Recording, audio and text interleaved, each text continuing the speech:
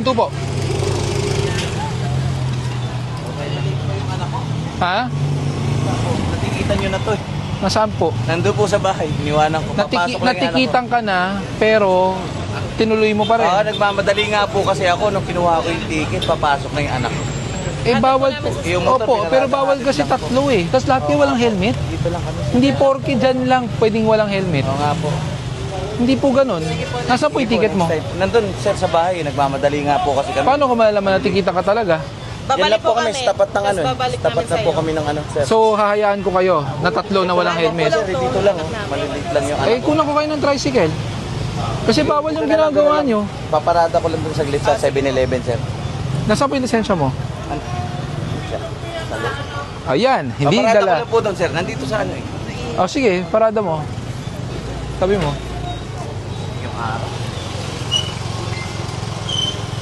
Natikita ka na pala, inulit mo pa rin. Ano ticket sa'yo kanina? Sa motor, sir. Ano nga? Illegal parking. Oo, may violation na. O may violation ka ng illegal parking, ang ginawa mo, umalis ka naman nang walang helmet. Nagmamadali nga po. Tamang rason ba yung nagmamadali? Oo nga. Tamang rason ba? Hindi nga po, pero nagmamadali nga. Yun nga, nagmamadali Dapat ka. nga po pala, umikot na lang ako para Oh, 'di ba? Umikot ka na lang, lulusutan mo. Ang aksidente hindi nalulusutan. Madali nga lang po. ORCR po. Pwede naman po ORCR na lang po. Pero Kaya po dito yung ORCR ko na sa bahay. Sir. yung bata po, pwede pong, kung gusto nyo, ako pa kukuha. Palilate pa yung bata. Pambihira naman kayo eh. Bata, hayaan nyo mag-motor Hindi, sir. nang walang helmet? Walang bariya. Walang bariya. Aware po ba kayo na ano, ma'am, Opo. na bawal walang Opo, helmet? pero kasi dyan lang kami sa kanto. Pero kahit kanto, Hindi lang naman kami yung ganito. kaya nga hinuhuli namin. Nga po eh. Ngayon lang naman kayo nakita. Oo, tas Ngayon lang?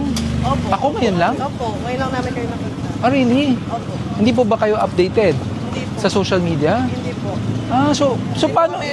So paano? Kasi kaya hindi So kami paano po siya? masyado- hindi Even kami sa nag-social news. media. Hindi po kami set working lang po kami. Ah. So nakakuha ka ng lisensya Opo, sir. na hindi ka dumaan ng seminar ba? Hindi po sir, ibig ko sabihin, wala naman po kami kasing problema. Ano, wala kayong problema. Nagkataon lang na ganito, pero hindi naman po kami nagbabiolate ng batas. Ay, at ang tawag po dito violation po. Kaya nga po, sige po, tikitan nyo na lang po ulit ako. Tikitan nyo na lang po ako sa violation na to. Huwag lang maliit yung anak ko. Baka pwede ako po makiusap. Late na nga po eh. Oo nga I po, mean, baka pwede po kami makiusap na lang po. Baka pwede na lang po. Kasi mainit na rin po. pwede naman Kawawa ihatid yung bata. Pwede na po ihatid yung bata. Oo, kawawa naman yung bata. Hindi ko po hayaan. Mag-tricycle kayo kahit ako Sige pa nga po, magbayad. inaantay ko nga lang po sana kumuha tayo ng tricycle. Wala rin po akong barya.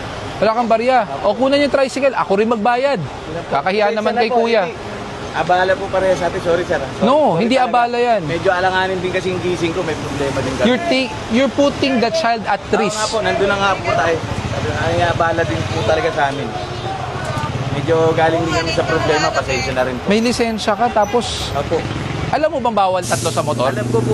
Oo, Sir, bakit ang naghahatid ginawa? lang po kami, sir. Sabi nga ng misis ko, hindi lang kami ang gumagawa dito. So Nagkataon lang nagmamadali kami kasi nga natikita na yung motor ko, mamadali. So ngayon, pag may ibang gumagawa, Opo, pero damay-damay. sana po, muna kami pagkinita, nagmamadali. hindi kita pinag-initan, hindi makita Ah, kilala sir. eh. Mahirap magpaliwanag pa ulit-ulit, sir. Sorry sir. Mahirap talaga magpaliwanag Ako. kung blatantly you are disrespecting the law. Ito na ako yung... O bayaran mo, kung magkano. Yan ang pinakayoko, bata ang malalagay sa alanganin. Apo, sorry din po, sir. Sorry din po. Sabi nakaparada talaga. So, Sa hapon, nakaparada yan o hindi? Kasi tinikitan mo yun. Hindi, kahit last month, pag hapon, nakaparada dyan o hindi? Kasi yung... Minsan lang. Tuloy-tuloy So, ang biyahe. so pag minsan, okay lang. Tuloy-tuloy ang biyahe. So pag minsan nga, pwede, okay lang? Hindi. Hindi naman. Oh, yun pala eh. Pero Sabihin mo sa akin ngayon lang. Consideration lang. Hindi po consideration na dapat yan. Ang tawag po dyan, kuya, pasensya ka na, abuso. Hindi naman siguro. Kasi minsan lang naman na binto yan. Kasi kung di sira yan, hindi naman ito pala. May prangkisa to? Oo, siyempre. Eh ikaw, may prangkisa ka mag-towing, kahit private. Private. Under LTF, wala. OSR lang pinakita mo sa akin. Under LTF RV franchise, dapat meron kayong Hindi prangkisa. naman totoo eh. Kaya ang tawag mo dyan, itotow mo yung bus. Hindi. Ba't hindi ba yun? Ba't hindi ba Kasi anda rin. Ano ba tawag sa gagawin nyo? Bandirin ko sana sabi ko sa kayo, mama. Hindi, ano ba tawag sa gagawin nyo dapat? Ito-tow nyo, di ba? Wala mo na akong tuwing bar. Wala kaming tuwing bar. O anong gagawin mo? Nakatambay lang, battery lang. Battery. Ilipat na doon. Kukunin yung battery, pang-start off. O, tapos paano aandar yan pag tinanggal mo ng battery? Kaya habang umaandar, Kama commander, tanggalin. Tanggalin man doon. Oh, alam ko yun, mga diskarte yan, alam ko yan eh. Mga diskarte yan ng talyer. Pag commander na, okay. okay na. Kahapon tinikitan, bakit hindi inalis? Ba't di mo ginawa kahapon? Sira yun. Eh hindi, kung kahapon, bakit di mo pinaandar kanina umaga? Kaya umaga pa kung gumagawa, sir. Oh, eh bakit, Kami ang destination eh. bakit ngayon biglang pwede nang lagyan ng baterya at aandar? Kanina hindi. Hindi, kasi gumagawa na yun. Kaya Ang dami nating rason, kuya. Oo, talaga. Maging rason talaga. Oo. Hindi naman yung Tama po ba ang pagrarason natin? Kahit alam na nating mali. ginawa. Dito. Tapos may parkingan ka, di ba? May garahe to. Bahay. Oh, eh bakit di mo doon iniwan yung bus at doon mo pinarada? Nasa, Eh bakit ito nagkasya? dito yan sa, sa, loob dyan siya, sa vulcanizer. So hindi pa sa iyan, hinira mo lang? Ako yun. Oh, eh ba't di mo doon na pinarada? Yun nga tinatanong ko. Hindi mo na makikita ulit yan dito. Kung kahit araw-araw. Hindi na, totoo po namin niya doon na lang sa impounding, ha? Sir, Wala ka bang helmet na pang motor? punta pa lang po ako sa school. Pupunta kang school. O di, okay lang na may pupunta kang school. Pero ang tanong ko, wala ka bang helmet na pang motor? Yung isa po kasi yung helmet namin. Ano? Basag yung helmet. May lisensya ka naman. Ano lang po, student ID. Tapos iniwan ko lang po sa bahay kasi saglit lang po ako. Ilan taong ka na? 19 na po. 19. Pwede ka nang kumuha ng lisensya. Bakit naka-student ka pa lang? Wala po po kasi akong pay. Alam mo ba ang student permit? Hindi pwede magmaneho mag-isa? Paano po yan? Tapos naka-nutshell ka pa. Student lang eh. Pati nga yung student mo. Nasa... Hindi mo rin dala. Ba't di mo dala? Kasi ang akala ko po, Akala mo? saglit lang po kasi talaga ako. Kukunin ko lang, magpapasa lang po ako ng... O, kaso ang problema mo dyan, kahit saglit ka lang, nagmotor ka. Nagmotor ka, hindi mo dala lisensya. Actually, bawal ka talaga magmaneho mag-isa kasi naka-student ka lang. Paano yan?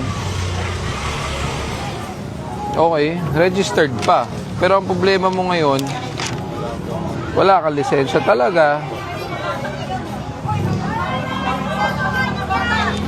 Registered, pero wala, student permit lang. Oo, no helmet. Alam mo ba magiging ano mo dyan? Violation? Alam mo. Sana hindi ka na lang nagmotor kung alam mo naman palang may violation ka. Alam mo bang may impound yan? O sige, ha? May impound yan. Ang kailangan mo dyan, kukuha niyan yung registered owner. Kung hindi man sa'yo nakapangalan yan, humingi ka ng authorization letter mula doon sa nakaregister na may-ari sa ORCR. Ngayon, since bawal ka magmaneho, humanap ka ng merong non-pro o kaya pro na lisensya para maiuwi yan. Hindi, ang problema nga, lumabas ka, wala kang dalang lisensya. Tigas to. Tapos naka-nutshell ka pa. Alam mong bawal din yung helmet mo? Oo. Eh, alam nyo naman pala, sana hindi nyo na ginagawa. Diba? Kung alam nyo, wag nyo nang gagawin para hindi kayo makasita at mahuli. Nakabasag na po kasi. Oo nga, nabasag yung helmet mo. Eh ngayon, naka-student permit ka naman. Pag nasita ka rin, ganun din. Diba? Magpaano ka muna, magpa-non-pro ka. Kailan ka kumuha ng student permit mo? Last year po. Last year? Oh, bakit? Pwede mo nang palitang ano yun? Pwede mo nang palitang non-pro. Ha? Mas mahirap yan. Nagmamaneho ka na naka-student permit. So kung last year pa yan, anong buwan? Mga... February pa po. Feb. Expired na ang student permit mo. Oo nga, driving without license pa rin talaga siya. Eh, wala kang titikita, may impound talaga. Ayun po talaga. Oo, may impound talaga. Ha? Hindi kita mapagbibigyan kasi unang-una sinabi mo February pa last year yung student permit mo, so technically expired na yon. Hindi mo dinala, wala ka rin talagang dalang lisensya. Tapos pangalawa, ang student permit hindi dapat nagmamaneho ng mag-isa lang, dapat may kasama ka na professional o kaya non-pro. Pangatlo, naka-nutshell ka. 'Di ba? Isipin mo na lang na kahit papaano yung huli mo nakatulong sa na hindi ka mahuli sa iba. Kasi mamaya worse niyan. Let's say hindi natin alam, nag-iingat ka. Yung iba hindi nag-iingat. Mamaya 'di ba? Matamaan ka or whatsoever. May maaksidente o maka-aksidente, mas malaking problema 'yon.